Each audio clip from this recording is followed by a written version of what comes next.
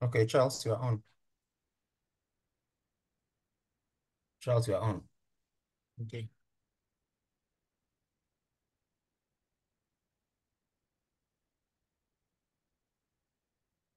Good evening, distinguished ladies and gentlemen. You're welcome to yet another exciting edition of Parents First, a monthly seminar powered by Range. Today's topic is preparing your child for marriage. We are delighted to welcome Patrick Eronmosele as our speaker today. As a seasoned leader with a heart for family, Patrick brings a unique perspective to the topic of preparing our children for marriage. With a rich career spanning aviation, oil and gas, and real estate, he has developed a deep understanding of the complexities of modern life. His academic background in engineering, business, and mathematics from Embro-Riddle Aeronautic University, USA, combined with his practical experience, equips him to offer valuable insights on building strong foundations for future generations. Patrick perfectly honed all these with the certification in integral child education from the prestigious Institute for Work and Family Integration and Lagos Business School. Let's extend a warm welcome to Patrick as he shares his wisdom on this important topic. Patrick, please. You're welcome. Thank you. Thank you, Charles. Good evening, everyone. So I'll start off by saying, fantastic intro, but I don't think I'm here to tell us anything that most of us don't already know. In fact, I'm going to start with a story. And the reason why I'm going to start with this story is just to demonstrate that when it comes to things around marriage and preparing your child for marriage, it's just the grace of God. Because when I was growing up, my dad's friends used to call me last bullet. I was the last born, and I tended to always follow my mom when she's going to church. We're always together. So she was in Christian Mothers, she was in St. Jude Society, she was also, board of lectors. So I recall then at one of the board of lectors meetings that she went to, I was about maybe 9 or 10 years old at the time. So instead of just sitting there, they invited me to practice with them, to read with them. So I did, and I believe it went well because after a number of meetings, attending, reading, and I became, one of the young lectors in Falomo then. So regarding marriage, as fate would have it, the year after I started reading, it was Children's Harvest, and the tradition during Children's Harvest, I think it also applies in most parishes, is that it's the children that take the readings. Okay. So me being already a child, I was given a reading, okay, confirmed. But they then had to look for another child that would take up the second reading. So that morning in the sacristy, I'm there getting ready for taking this reading, and I see another young lady. I was probably about 10 years old then, and she was 11. So, didn't think anything of it. Mass starts, we go take our readings, and we go our separate ways. Now, here's how God works, because that was actually the person that I was going to marry. And the very first time I'm meeting her is in the sacristy. Fast forward about 4 years, and my classmate's sister then brings this little girl over and asks me to be her school dad. So I see her looking very innocent, very vulnerable. So I'm like, okay, fine, no problem. You know what? I'll be her school father. I was in SS1 then. She was in JS1. So as fate would have it, fast forward another 11 years, we had gone our separate ways, university, and had now returned to the country. And then we meet up. Hi, we decided to go for a movie. So of course, first time seeing after so many years. So just normally feeling like, okay, I'm still school father, but things have changed. You're seeing a young lady 11 years after. A lot of things have changed. But no problem. We go watch a movie. We're sitting there in the theater. Of course, the place is cold, and I can't allow my school daughter to be cold. So, I offered to put an arm around her. No problem. Nothing happened.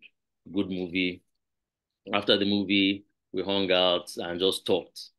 And the funny thing is, immediately after I dropped her off, I just knew that this was the person that I was going to marry. No time growing up in my life did my father sit me down and say, okay, oh, come, let me prepare you for marriage. This is what you're going to do. This is what you're going to look out for. No, not really. But what one can glean from this is if you now look back, you now see that essentially what my parents were doing to the best of their capacity was trying to raise a child that is balanced, raise a child that is well formed, understanding that this child is God's child, so God is going to do the rest. Okay. So for our talk today, it's going to be along the lines of keeping in mind there's no silver bullet for preparing your child for marriage. I'm not going to give a talk, or there's nobody will give a talk that immediately your child will just go to the road and just stand like Superman and say, okay, I'm ready for marriage, and just find wife or husband like that. Of course, it doesn't work that way. But what we're going to look at is we're just going to look at a couple of areas that will serve as reminders for us, hopefully. Okay, so the first one we're going to look at is we're going to look at parents, children, and the rules of life. After that, we're going to look at conscience in children. We'll follow that up by talking about how to train the will, how to train a child's will. And then we'll look at marriage and end with sexual or sexuality education in the family. Okay, so now parents, children, and the rules of life. The current generation now, the young generation is a tough one. And it seems like with each generation, they keep getting tougher. In my previous business foray was I was in the innovation and tech sector. So I was constantly interacting with young children who felt they were just very different, very special because they're coding this, they're building this app or whatever. And, consistently what I was seeing is there's this, as they call it, this woke mentality. A lot of these children have either schooled abroad or they're digesting content from, the developed nations. And the underlying factor there was God was not real to these people anymore. We'd have discussions, we'd have debates. I'll sit down and tell them, look, do you really believe that all of this came out of nothing?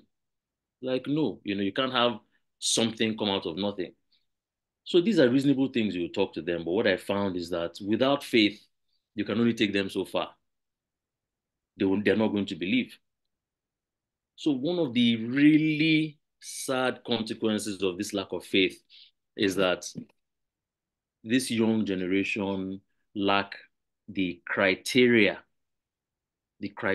for being able to judge between right and wrong, between good and evil. That criteria is gone. There's a saying that if you don't stand for something, you'll fall for anything. And that's particularly what is happening. So a lot of parents are concerned. A lot of parents are worried. Parents who, like now, this is July.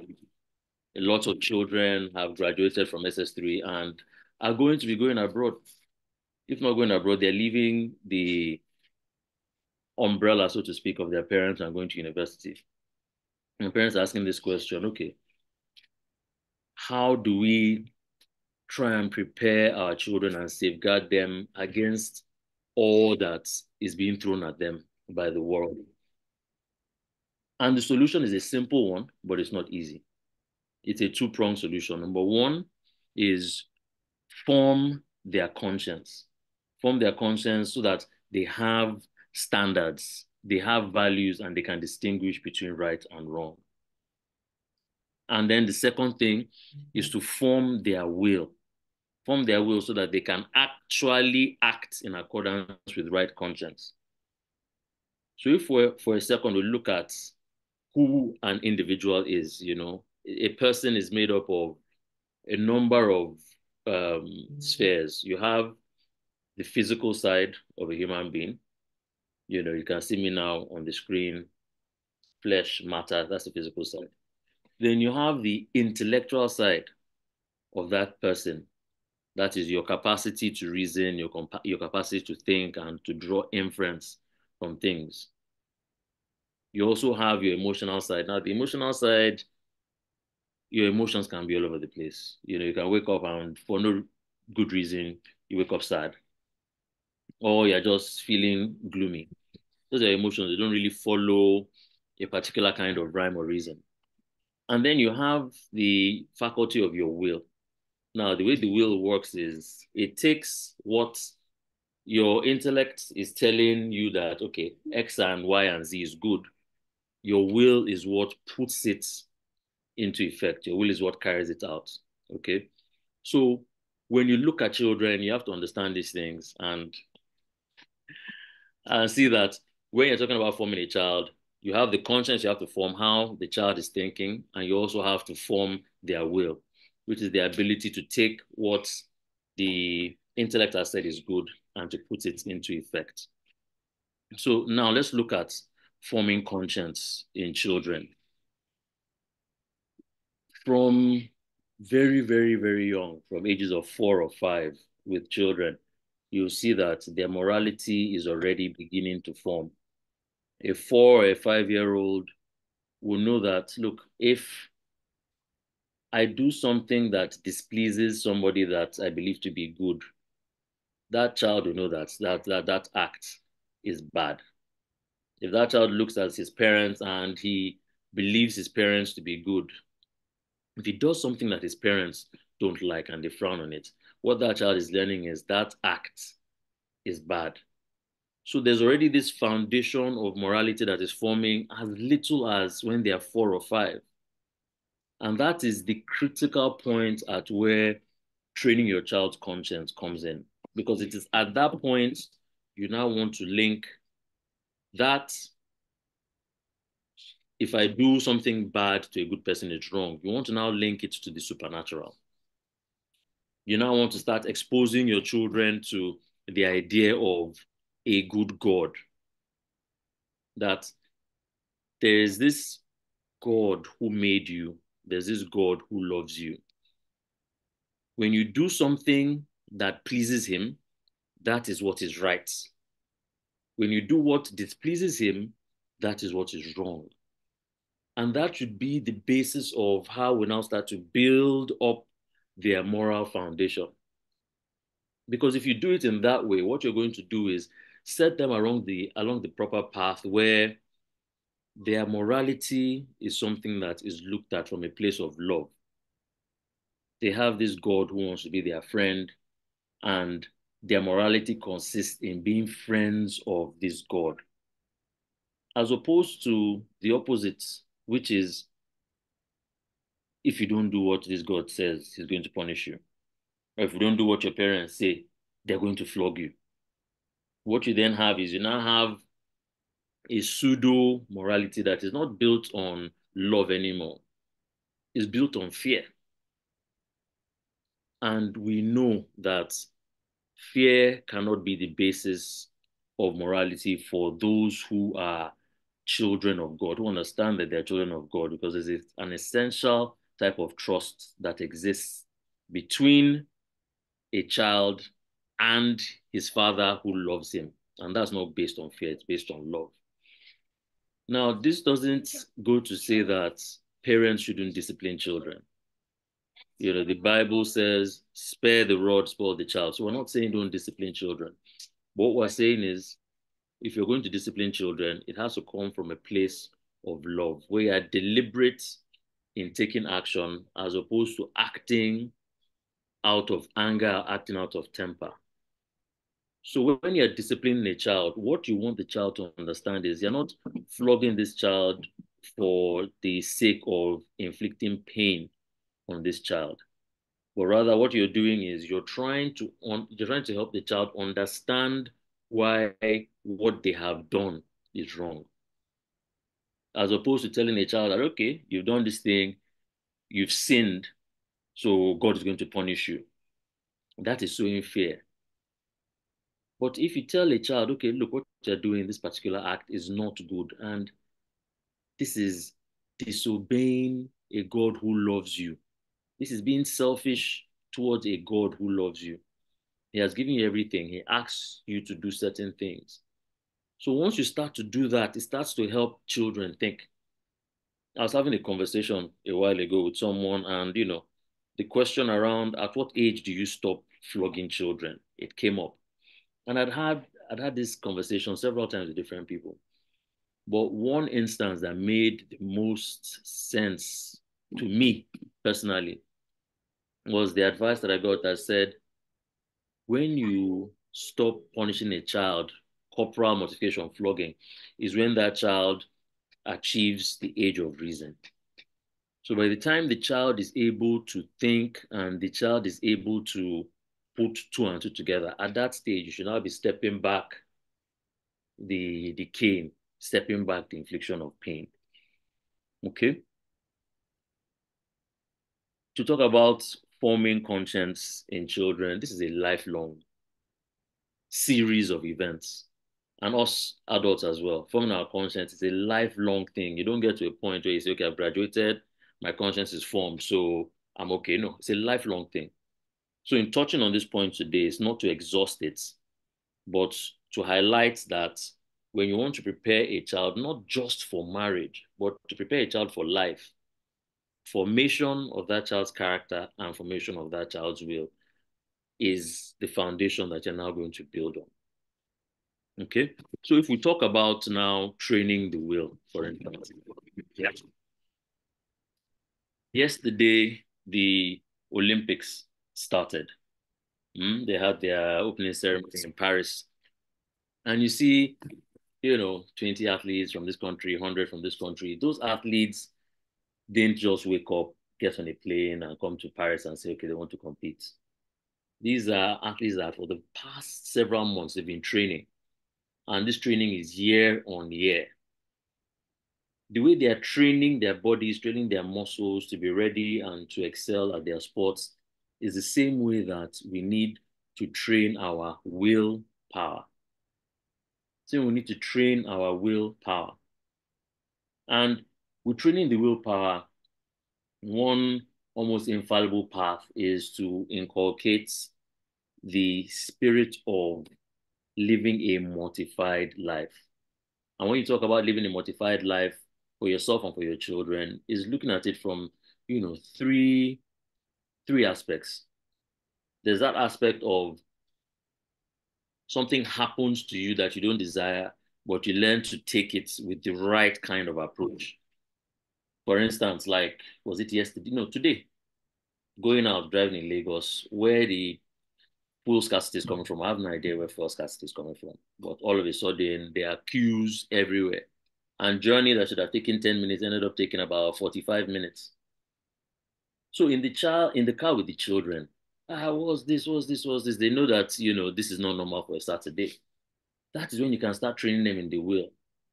How to take what they see in a nice enough way. Not to dwell on the wrongs and whine and moan and everything. Introduce them to the concept of divine providence. That this God that we've been trying to introduce to you all your life, understand in this situation two key aspects of this God. Number one, he is all powerful. There's nothing he cannot do. And number two, he loves you more than anyone. So if there's any situation in your life, he's strong enough to change that situation. And he's doing it because he loves you.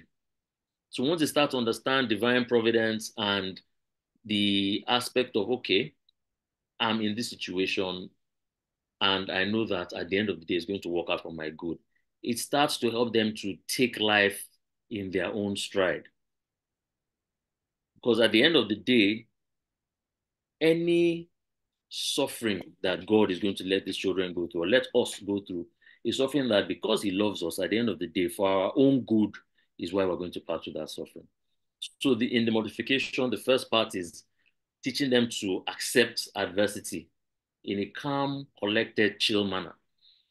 The second one is to inculcate in them how to do what needs to be done now, the little things, and how to do them well.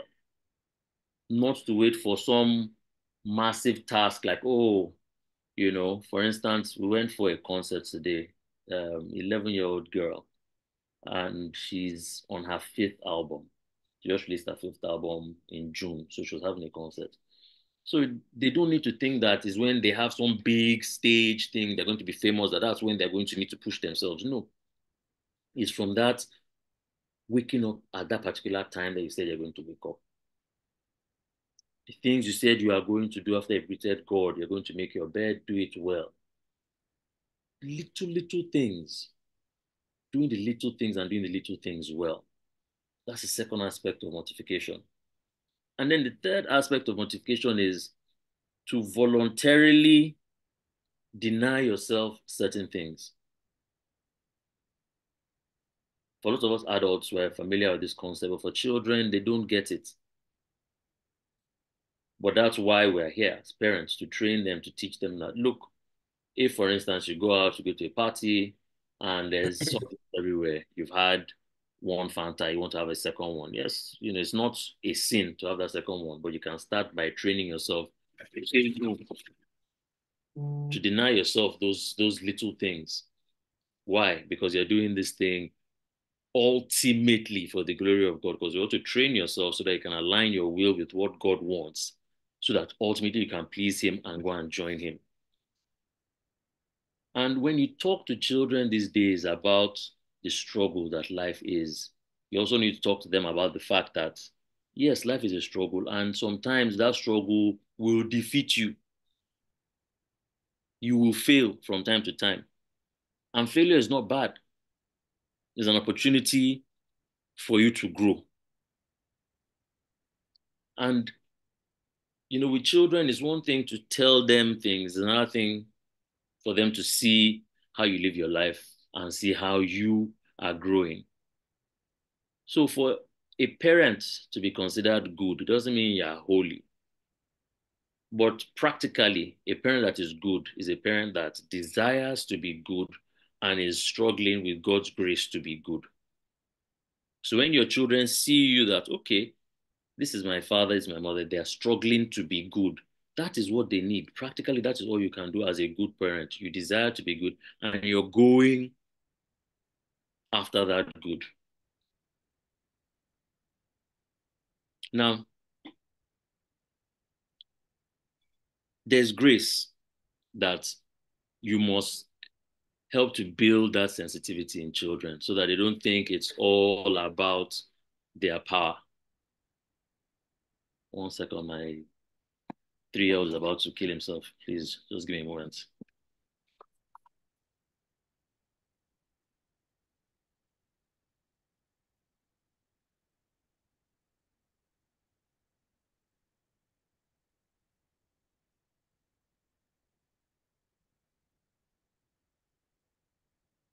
I'm so sorry. My fourth child, my son, he loves me like my handbag. So he found a way to come and find me while I was doing this talk. I apologize for the interruption. But like I was saying, you have to start building this sensitivity to grace in your children. And for them to, from a little age, understand what grace means, because, it's a term that is so common, grace, grace, grace, grace, grace. Or just let them grab the concept of grace. It is free of charge help from God.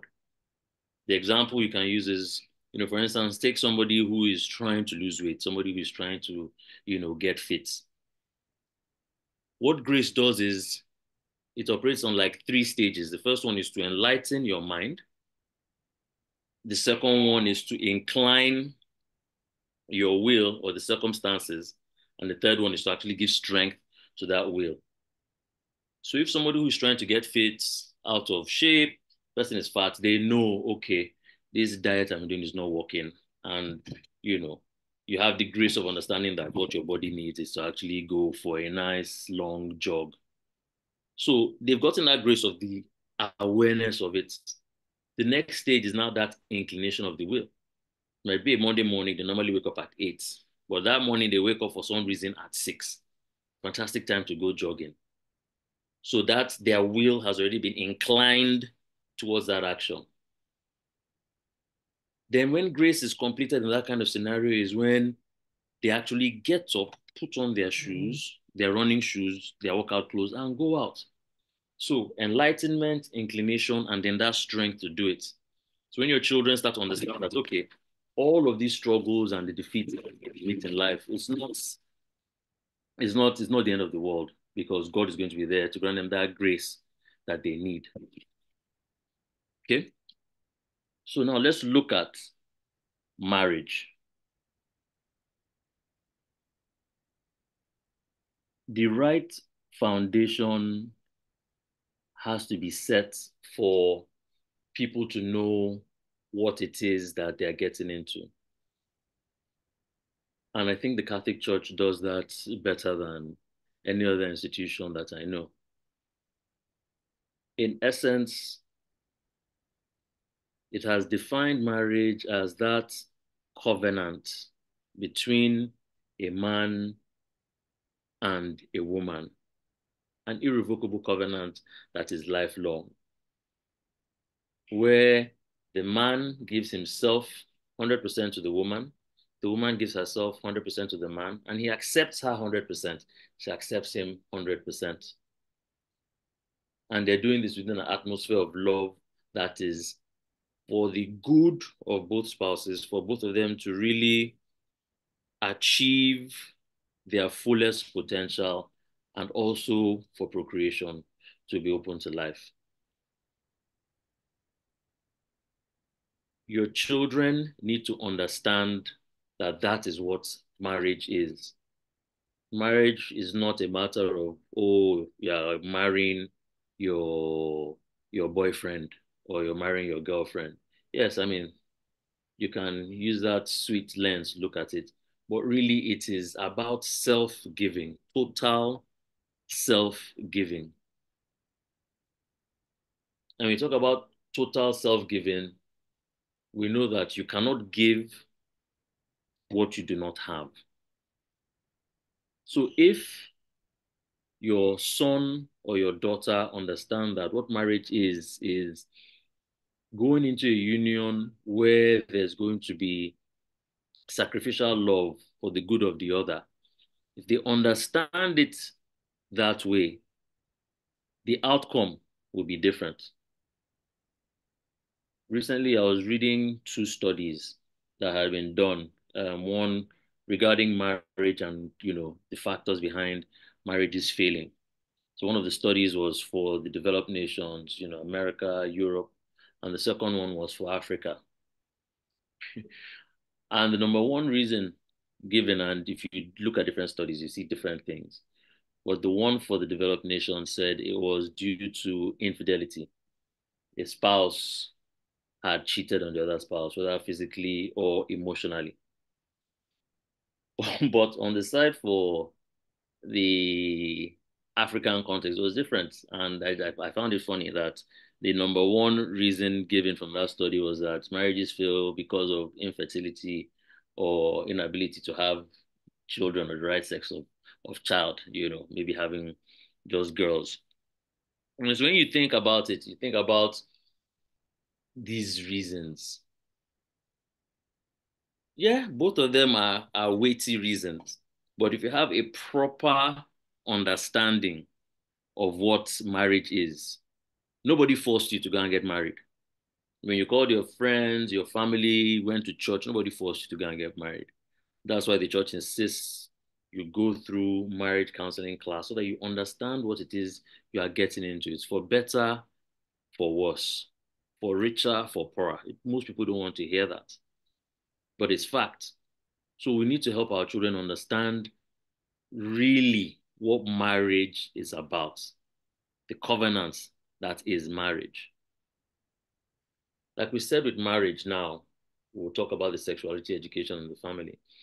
We said marriage is the total self-giving of a man to a woman, total acceptance of the woman by the man, and vice versa. For what? For the betterment of both of them and also for procreation. Let's look at the human person again, but with reference now to the book of Genesis.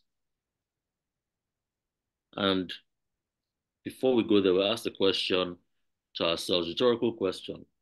But for those of us who have been baptized or have attended baptism ceremonies, what happens during baptism?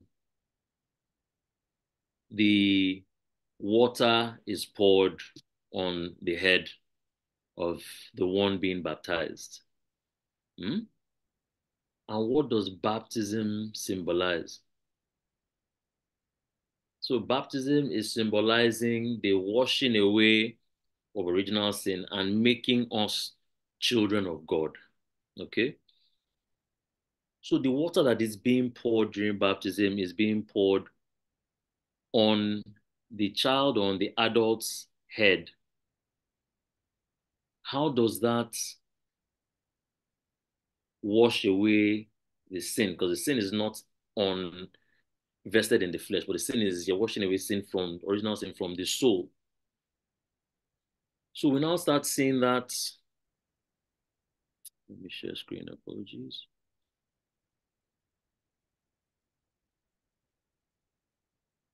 Just one moment here, please. Let me share my screen. Not sure what happened. Okay, great. So we see that the water is poured on their head to symbolize the cleansing of the soul. And what that is pointing to is the integral, indivisible union between our flesh and our spirit. When in the book of Genesis, God made man, he said, God made them male and female. He made them in his image and in his likeness. When God made them in his image and his likeness, what does that mean? Is it image and likeness of a head, two eyes, ears? At the time of creation, our Lord Jesus Christ had not yet come physically. So God couldn't have made us in his image physically then. What he's talking about was he was making us in his image and likeness in that he gave us the capacity to know and he gave us the capacity to do, will, to love. And therein lies the dignity in the human person. Our dignity lies in the fact that we are the only creature that God has created and given the ability, the grace, the blessing to know Him, to love Him. Because love is a doing word. So we know and we love. Catechism, why did God make us? To know Him, to love Him, to serve Him, to be happy with Him here and in the life after. So that dignity that God destined for man when He created us, we're eventually going to leave this earth and go and spend eternity with Him in heaven. So we're essentially spiritual beings. But He has given us this body as the tool to interact with the physical world that He has placed us in. So there's dignity not just in the capacity of the soul to know and love, but also in its attachment to the body. So when you start to implant that foundation in children, they now start to understand that truly their bodies are temples and their bodies are temples of the Holy Spirit. When you're teaching sexuality education to children towards marriage, there's that underlying communication to them that the expression of sexuality between man and woman is destined for matrimony, is destined for marriage. It's not something that you just play with along the way. And this teaching starts from when they're very young up to the point where they are adults. From the time they are old enough, from 2 years old, to understand that, okay, this person is pregnant. Oh, this woman has given birth. You can start to teach them about sexuality from very little age. And when you're teaching them about sexuality, you yourself have to be prepared for the impartation of knowledge that you're going to be giving. The information that you're going to give your children when it comes to sexuality education is information that has to be age appropriate and information that has to come at the right time and in the right way. Okay? There's a school of thought that says as children are growing up, it's better for the dads to teach sexuality education to their sons, whilst the mothers teach sexuality education to their daughters. And for a number of reasons, one can see why that would make sense. Take, for instance, an adolescent young lady who then starts to see her period. It is infinitely easier for her mother who has gone through it to explain to her the changes that are going on in her body than for her dad. So there's that reason that mothers teaching their daughters about sexual education makes sense. And it has to be age appropriate, like we've just said. And keep in mind that girls and boys develop at different rates. So the kinds of questions that you get from your 5, 6, 7-year-old daughter are different and perhaps more advanced than the questions you get from a boy who is a similar age.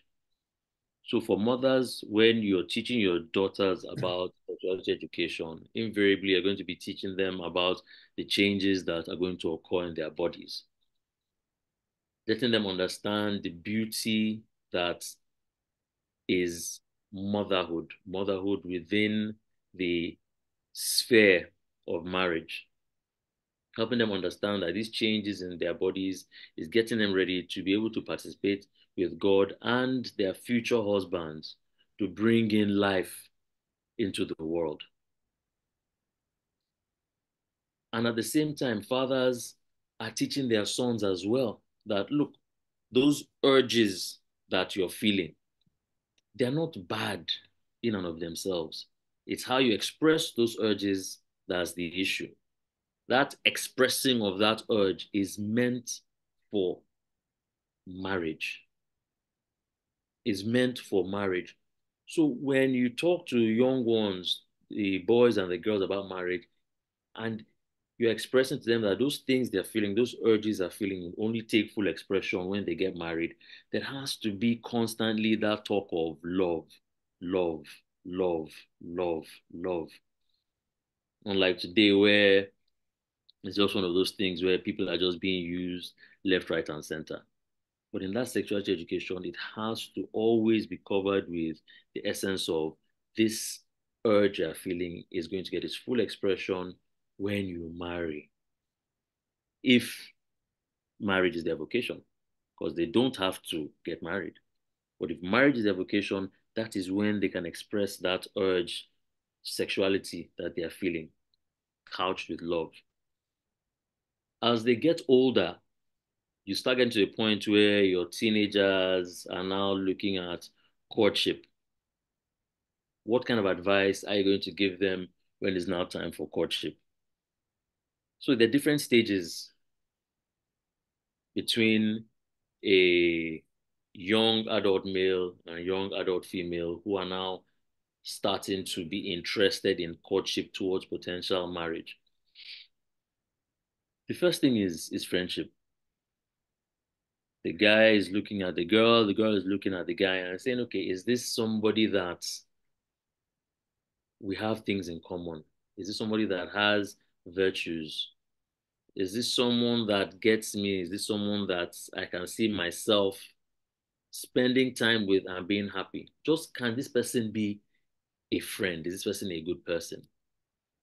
Once you've gotten to that stage and that determination has been made, the next stage is when you now start having more of a courtship. It's no longer just, oh, can we just be friends, but exploring this person, understanding how well this person is able to their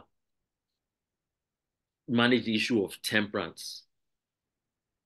And for guys, it's a noble thing that once you get to a place where you want to start dating, not even asking for marriage, but to be traditional about it, once you get to a place where you want to start seriously dating a lady, be present in her house. You don't need to be hiding at the junction for the girl to come out. Be noble about your intentions. Get to know her father, get to know her mother, let them get to know you.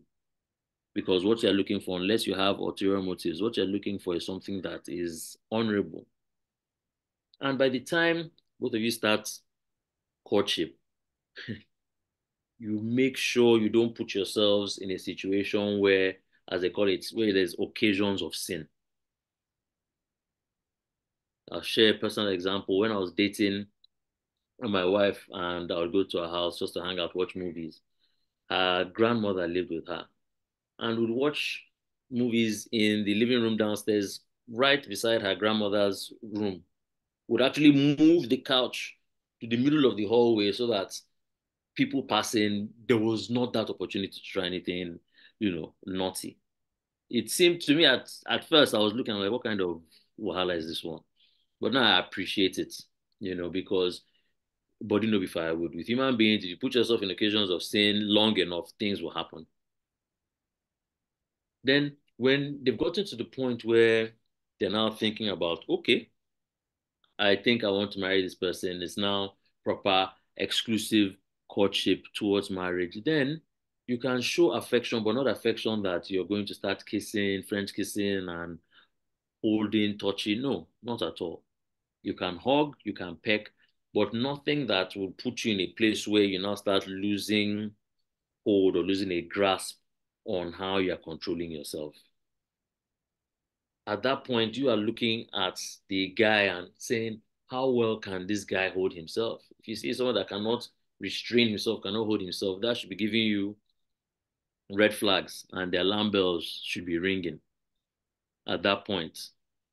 So after you've gone through these stages prayerfully, methodically, then you can now start taking the next step of, like we said earlier, marriage class and going into marriage. Then by the time you're married, you're her property and she's your property. So you can't, in your mind, think that you are entering that marriage just for yourself at all. It's not easy to totally forego yourself for another person, but that is what comes with the sacrament of matrimony, as well as the sacrament of holy orders. Those are the two sacraments that have that fabric of service, of living for the others. So is it difficult? Yes, it is difficult. But as husband and wife, what you need to understand is you are there for the other person.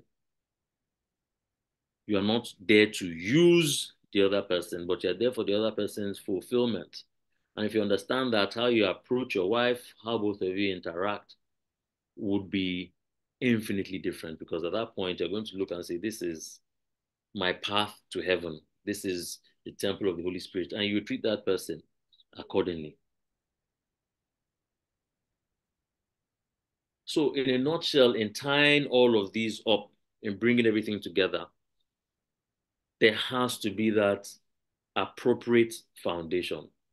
And that foundation is, it's like a compass.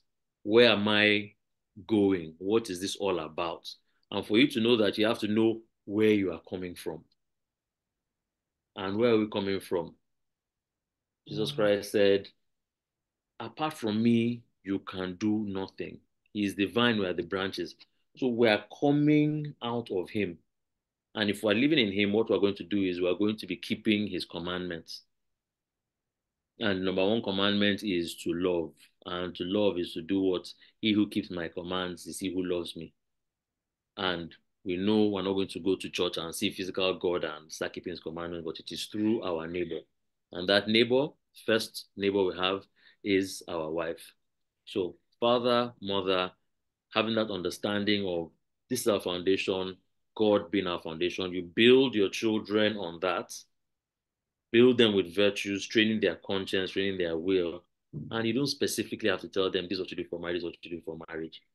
God's grace and the example that you have shown to them is what will set them up for success in marriage. So at this point, I will stop here and open the floor for questions or hand back over to you, Charles. Oh, thank you very much, Patrick, for that brilliant session. We'll entertain questions now.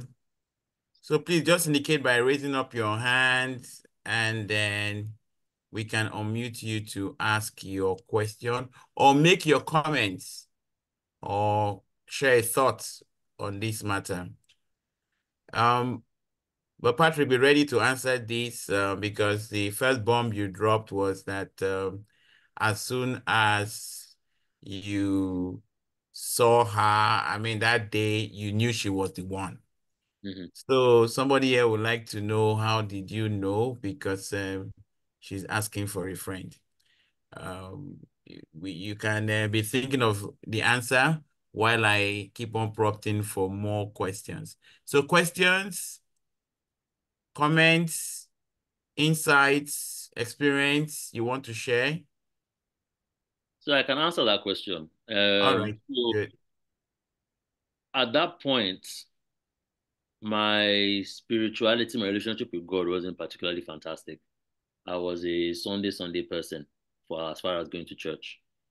And, confession, I was going to confession maybe once a year during Lent. So how did I know? This is when parents need to understand the impact that their prayers have on their children. So I firmly believe that it was the intercession of my mom in particular and others for me. When I was in school in the States, the city where I went to school was world renowned for partying. When it was spring break every year, other countries, other states in America came to my town. So all of that, when it was happening, somehow I still managed to be going to church, going for mass when I was in university. And it wasn't because I was a saint, but I firmly believe intercessory prayers. So it was all of the intercessory prayers that my mom had been heaping on me that made me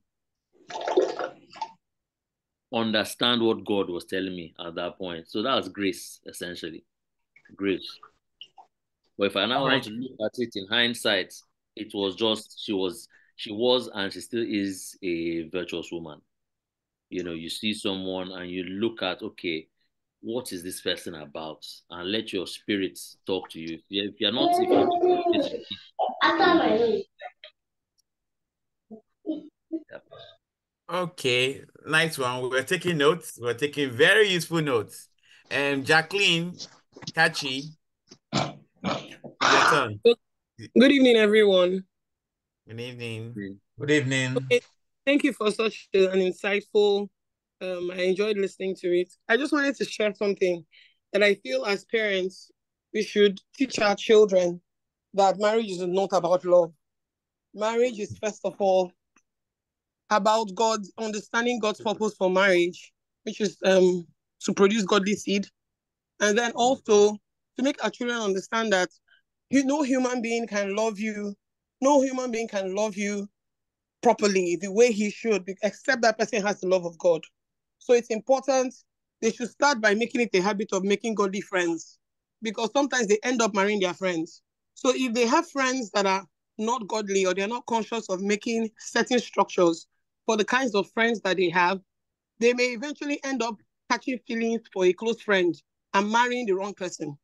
Because you see in marriage now, you see a lot of them praying, hoping that their husbands will get closer to God. All these things could have been avoided if the person himself or the wife or the husband was God-fearing. Because marriage comes with its own challenges. So it is better to start the journey with somebody who is in alignment with you spiritually. So if you ask me, I'll say God-fearing is one thing we should drum in our children. If you're making any choice, make godly friends. When you're trying to get married, make sure the Bible says, by their fruits you shall know them. Study the fruits of the person and know the kind of person that let his God not be in his mouth, let it be in his actions. Thank you very much. Thank you. I just want to comment on something you said that to let the children know that marriage is not about love.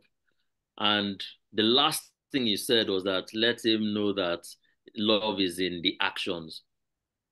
So love is about deeds, yeah, and not just marriage, but everything. Everything we're called to do as persons is to love. It's just the highest expression of that love on earth is found, among spouses in a particular kind of way. So it's to let them know that marriage is all about love, but love is not a feeling. Love is an act of the will. Because to define love is to reason what is best for someone, and then go beyond that to actually try and put that thing into being. That's why the church defines marriage as something that is ordained for the good of both spouses and procreation, because not all marriages are fruitful with children, but they still ought to be for the good of both spouses. And when you talk about something for the good of another person, that is love.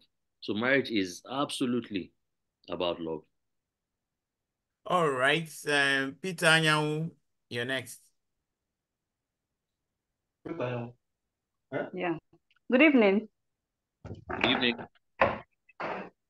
Yeah, thank you, sir, for such the discussion this evening and your presentation.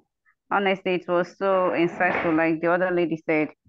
My question is a quite an interesting one, because oftentimes we don't discuss about marriage, also the way we don't discuss about sexuality.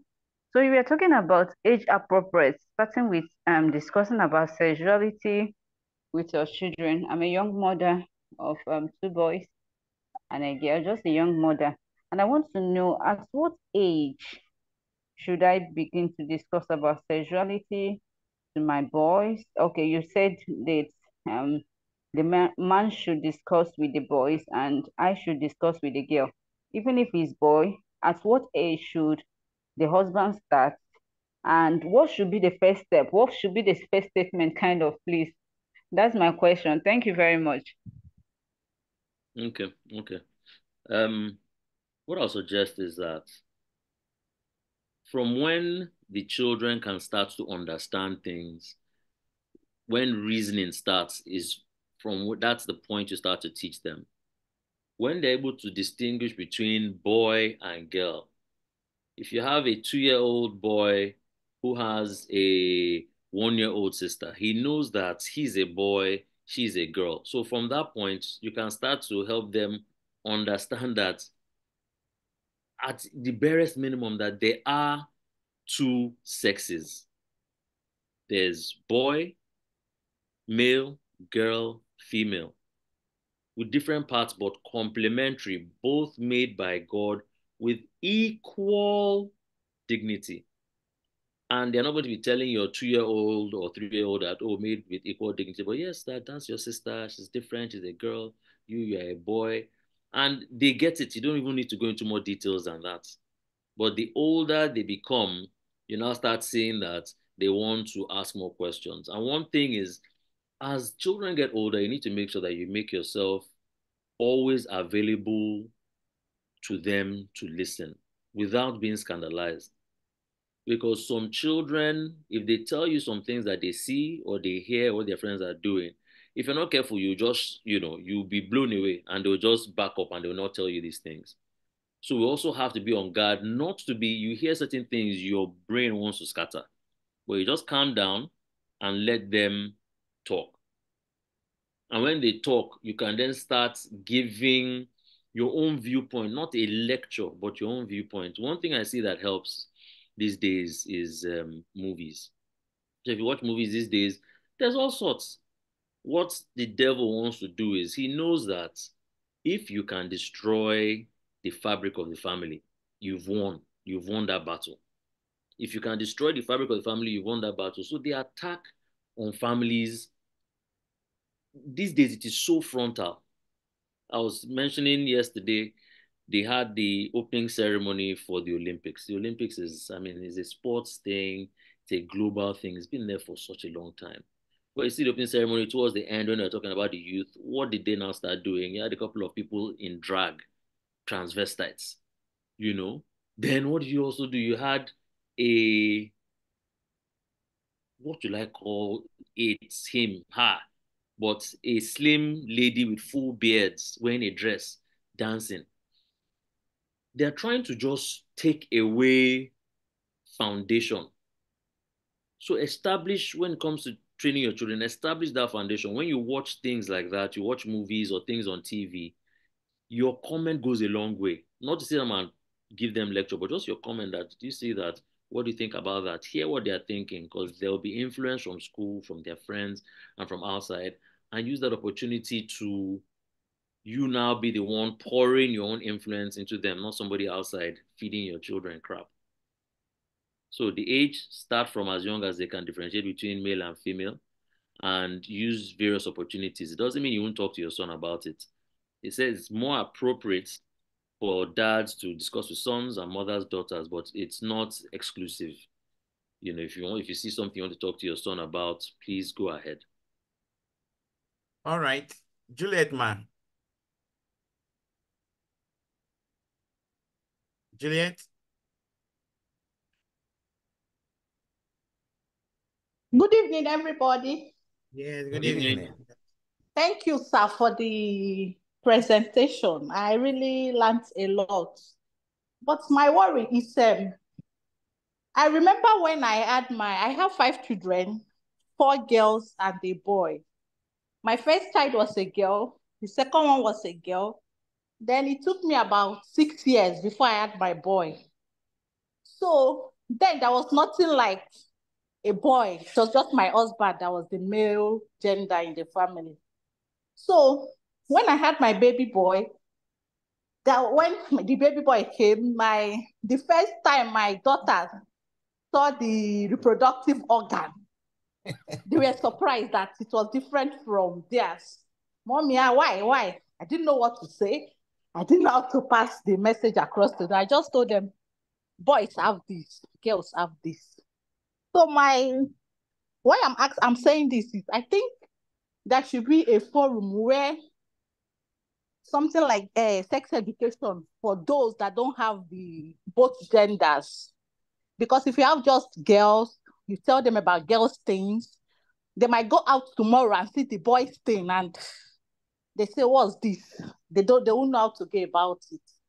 So I'm only suggesting if a program like that can come up, so you educate the parents on things like this.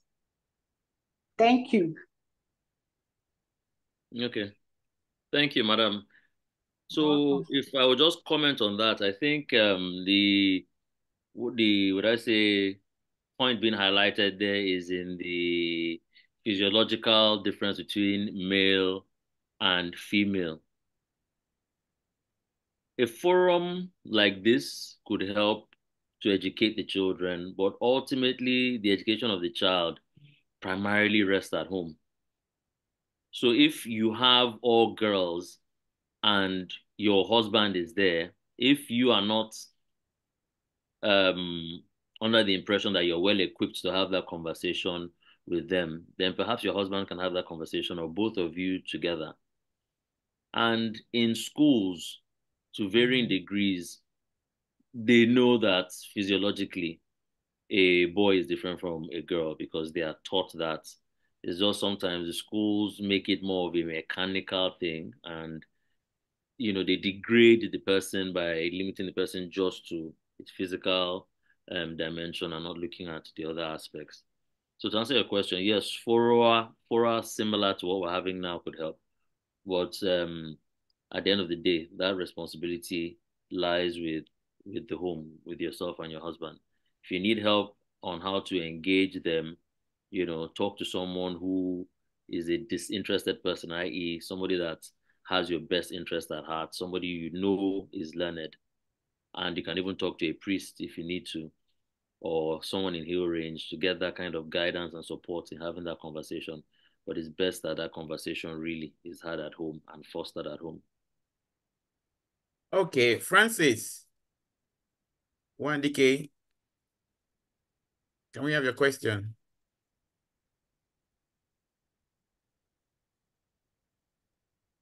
Francis?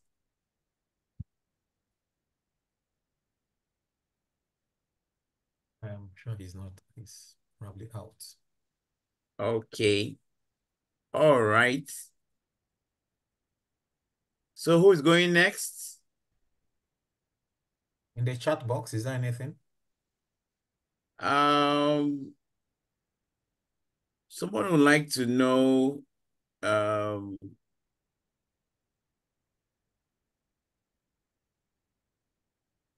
in a situation where the father is not really having sex education talks with the son, should the mother handle it? And you've said more, yeah. What's the response to that? So it depends on why the father is not having it. There are various scenarios and circumstances. It's either the father is not aware that he should be having it, or the father doesn't believe he is equipped to be having it. So the approach will be different. So if the father is not aware and the mother knows that he should be having that conversation with his son, then she should speak to him. And it might be a matter of awareness. It's like, oh, really? And they can start having that conversation. But if he's not, he doesn't feel equipped to have that conversation, then he can reach out to the sources I just said earlier to help him have those conversations. And then ultimately, if he's still not having those conversations, then yes, the mom can step in and have those conversations with him. Okay. Then how do one know one is ready for marriage? That's an interesting one from Kay. How does one know one is ready for marriage? Yes. Yeah. A couple of ways. All right, can I ask my question now? Oh, is that Francis? Is that you? Yes, you muted me before. That's why I couldn't say anything. Oh, okay. Sorry about that. Patrick, Can we I just ask my... and then you met them. Yes, please go ahead. All right, good evening, everybody. And I believe I want to appreciate this topic. Very, very key, and is very, very important in our contemporary society. My question is in threefold, but I may be able to, I will restrict it to two. The first one is there are so many crises in marriages, and so divorce is on the increase in the society. Now, the question will be, what should actually be the practice in maintaining family values? What should actually be the yardstick or practice in maintaining good family values so as to mitigate against this, divorce going on in the society? Then the second one will be, I want to also see it from the worldview perspective. I am an educator, and I interact with students on a daily basis. And they tend to, because I've taught this topic, marriage, so they tend to ask questions.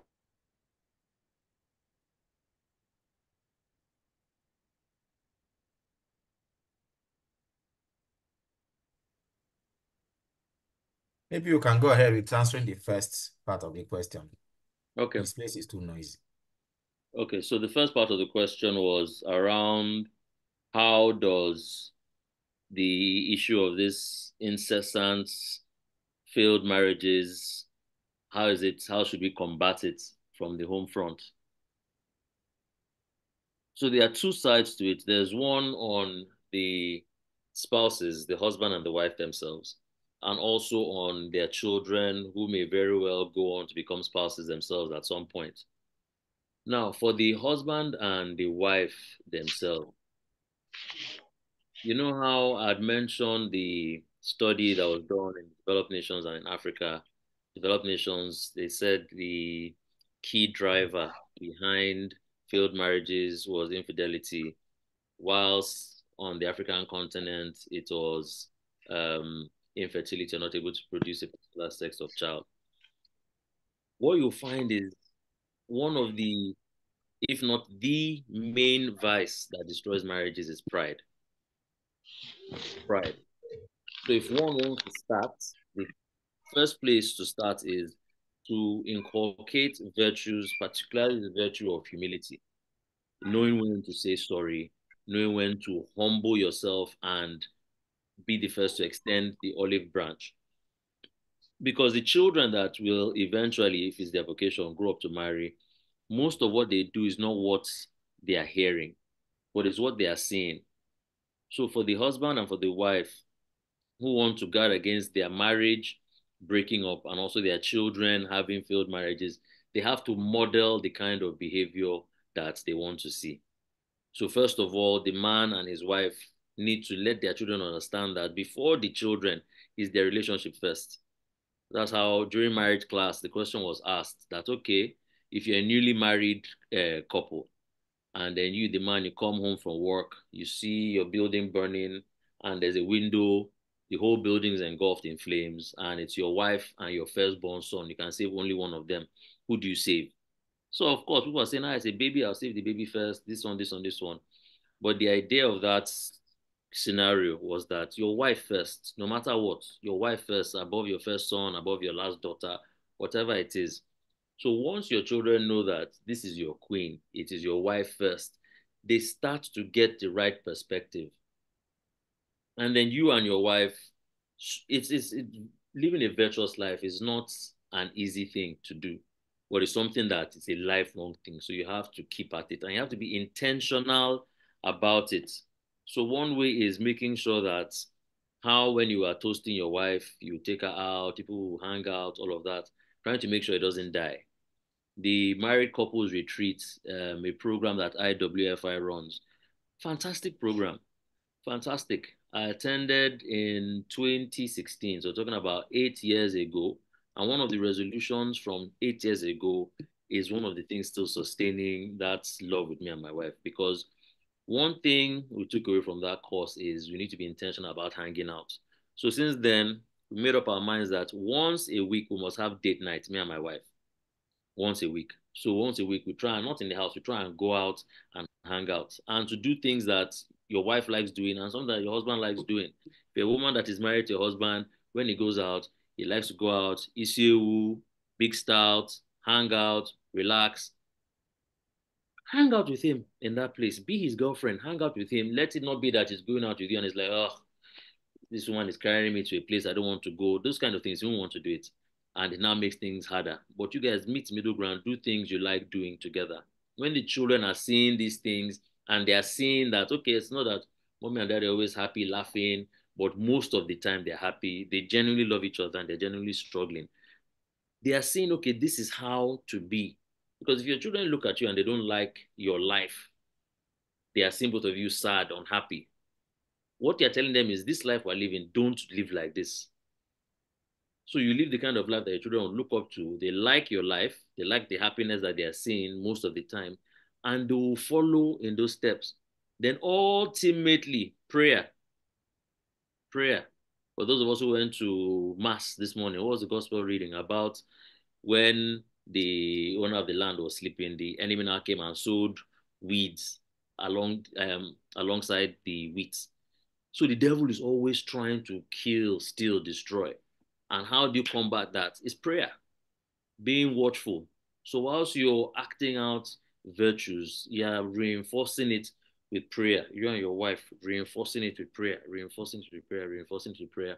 And that's the best way to give yourself a good chance in living a long, happy married life and passing that on to your children.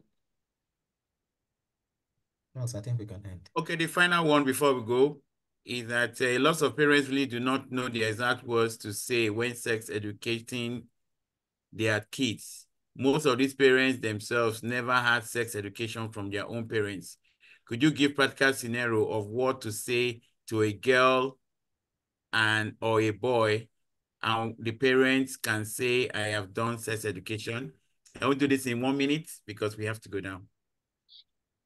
Okay, so in the absence of the age for the boy or the girl, what you will say is, you know your child, you know, okay, this child is in primary 5 or this child is in SS2.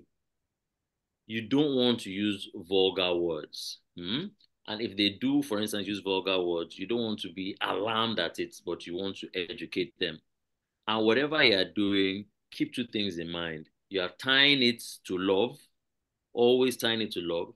And the second one is there's always, especially the growing children, there's always that urge, internal urge.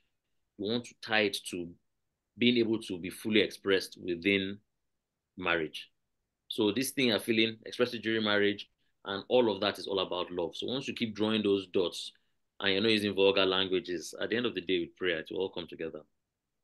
All right. Thank you very much, Patrick, for this amazing session. We're really delighted to have you, and we fully nourished and educated on this matter.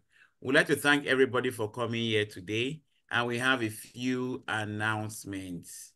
First is that we are having next month's edition is going to be, let's see, okay, hybrid. Yes, it's going to be hybrid. So August seminar, it marks 1 year of our anniversary. So it will be hybrid at Hill Ridge Secondary School as well as on Zoom. So attendance is free, but registration is required. So the registration link is in the chat box as well as on the screen. So kindly secure your seat so that we can plan. The next thing is that you need to fill out the attendance using link that is already, if you are going to be here physically, yes, you need to fill it. It's in the chat box right now. And then finally, we have this character training for teens that begins on the 10th of August. 10th of August for boys and girls from the age of 13 to 16. The flyer is on the screen, and then the registration and link is in the chat box. So if you can just do it now by just clicking the registration link in the chat box so that you can secure your space at both events. You don't want to miss out in any one, and you don't want to come while there's no more space. So you need to do it now. All right.